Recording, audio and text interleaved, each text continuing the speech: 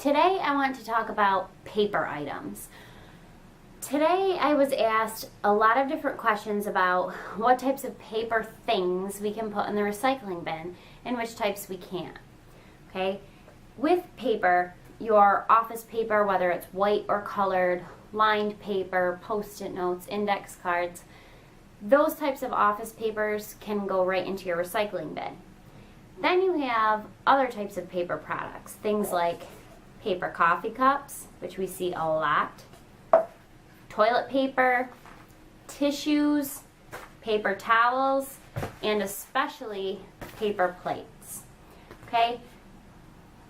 Those items that I just showed you cannot be placed in our regular recycling bins, and I'm going to tell you why.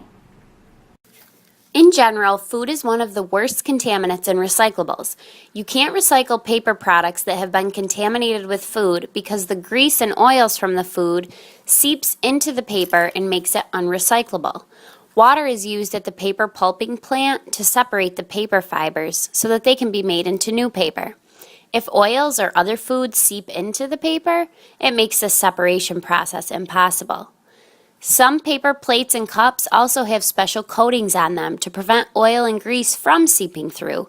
These coatings, however, also cause interference in the recycling process. Have you ever taken a piece of paper and just ripped it in half and noticed that along that rip you can see little fibers or little threads? Well, when paper and cardboard get recycled, through the recycling process, they actually break down your paper and cardboard back into these little fibers that you see when you rip a paper product.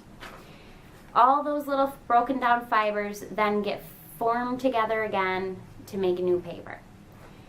Well, by the time you have things like tissues, napkins, and paper towels, the little fibers, when you rip something like this, are even smaller than a regular piece of paper, because each time cardboard or paper gets recycled, those little fibers get smaller and shorter and weaker.